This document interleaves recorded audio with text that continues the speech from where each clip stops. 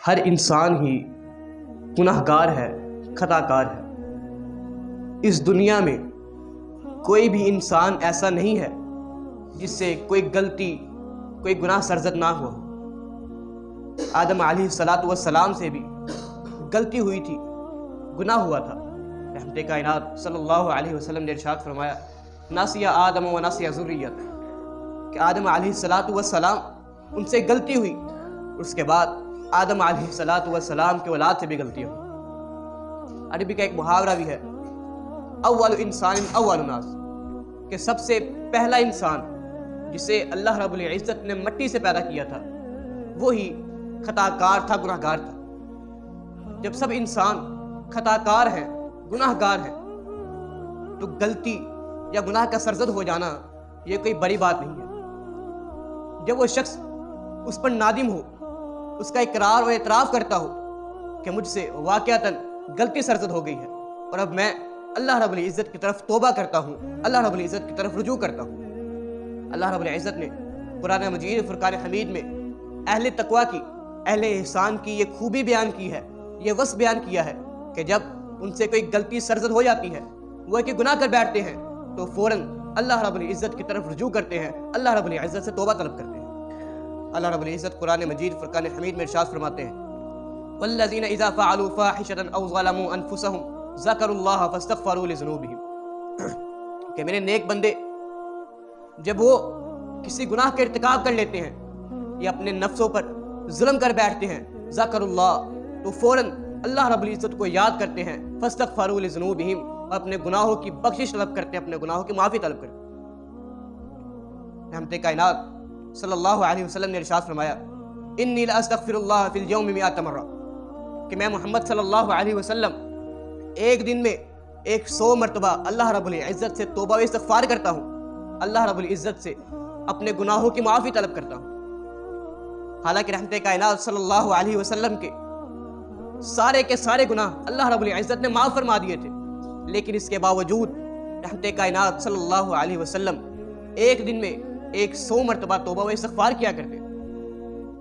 اور ہم جو گناہوں میں لثپت ہیں، سر سے لے کے پاؤں تک گناہوں میں ڈوبے پڑے ہیں، لیکن ہم دن میں 1 مرتبہ بھی اللہ رب العزت سے اپنے گناہوں کی معافی طلب نہیں کرتے، اپنے گناہوں کی بخشش طلب نہیں کرتے۔ اللہ رب العزت نے ہمارے متعلق یہ تو نہیں فرمایا کہ ہمارے سارے کے سارے گناہ معاف ہو چکے ہیں، اس لیے ہمیں چاہیے کہ ہم زیادہ سے زیادہ بے شمار مرتبہ اللہ رب العزت سے توبہ و استغفار کیا۔ بعض دفعہ انسان اس نیت سے گناہ کرتا ہے کہ کوئی بات نہیں، اب گناہ کر لیتے ہیں اور بعد میں توبہ کر لیں گے، یہ خالص شیطانی وسوسہ ہے۔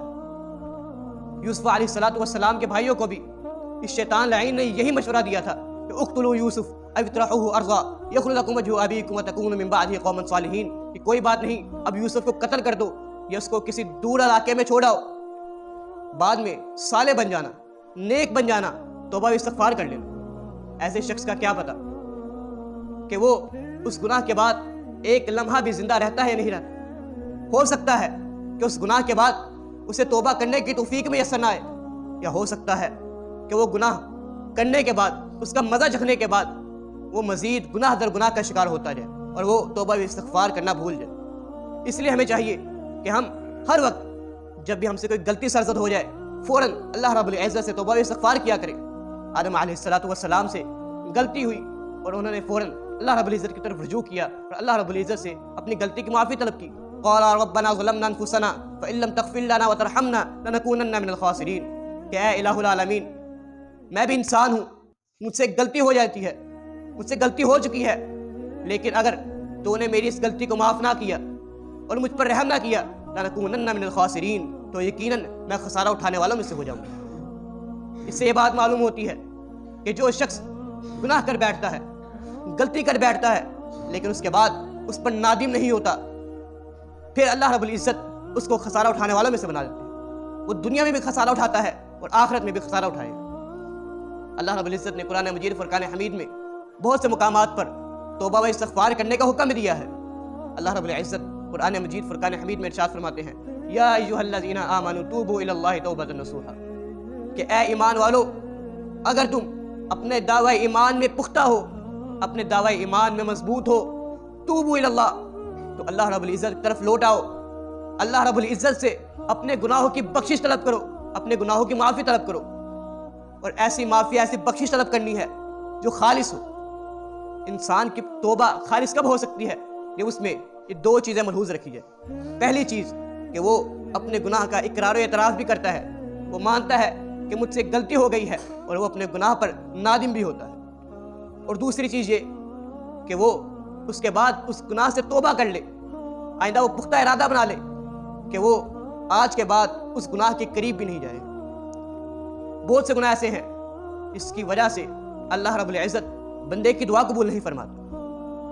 رحمت کائنات صلی اللہ علیہ وسلم نے ارشاد فرمایا کہ ایک شخص پیدل سفر کر کے بیت اللہ گیا حج کرنے کے لیے، وہاں جا کر کہتا ہے یا ربی یا رب، اس شخص کے بال بھی بکھرے ہوئے ہیں، لیکن پھر بھی اللہ رب العزت اس کی دعا کو قبول نہیں فرماتا۔ کیوں؟ وجہ کیا ہے؟ حالانکہ وہ مسافر بھی ہے، مسافر کی دعا رحمت کائنات صلی اللہ علیہ وسلم نے ارشاد فرمایا رد نہیں کی جاتی۔ اور اس کے بعد حاجی بھی ہے، حج کرنے کے لیے آیا ہے، حج اور عمرے کا ویسے ہی بڑا ثواب ہے، اور جو کوئی دعا کرتا ہے اس موقع پر اللہ رب العزت اس کی دعا کو کبھی رد نہیں فرماتا۔ اس کے بعد اس کے بال بھی بکھرے ہوئے ہیں، اس کی حالت بھی بڑی خراب ہے۔ یہ کیفیت بھی اللہ رب العزت کو بہت ہی زیادہ محبوب ہے کہ کوئی شخص اللہ رب العزت کے راستے میں لگ چکا ہے، اتنی محنت کر رہا ہے کہ اسے اپنی حالت اور کیفیت سنوارنے کا موقع ہی نہیں ملا، ایسے شخص کی دعا کو بھی اللہ رب العزت رد نہیں فرماتے۔ لیکن یہ شخص، اس میں تمام کے تمام اوصاف موجود ہیں، لیکن اس کے باوجود بھی اللہ رب العزت اس کی دعا کو قبول نہیں فرما رہے۔ کیوں؟ وجہ کیا ہے؟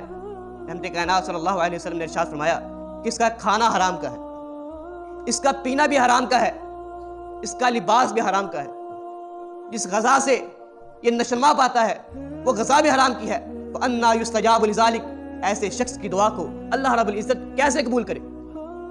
اور بعد میں توبہ بھی نہیں کرتا۔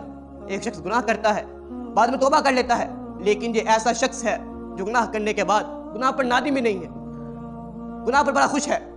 اس لیے ہمیں چاہیے کہ ہم زیادہ سے زیادہ توبہ و استغفار کیا کریں۔ اب تو ہمارے پاس موقع بھی میسر ہے، ماشاءاللہ ماہ رمضان کا یہ بابرکت مہینہ ہمیں اللہ رب العزت نے نصیب فرمایا، اس لیے ہمیں چاہیے کہ ہم زیادہ سے زیادہ توبہ و استغفار کیا کریں۔ اللہ رب العزت سے دعا ہے کہ اللہ رب العزت ہمیں کتاب و سنت کے عین مطابق زندگی گزارنے کی توفیق عطا فرمائے۔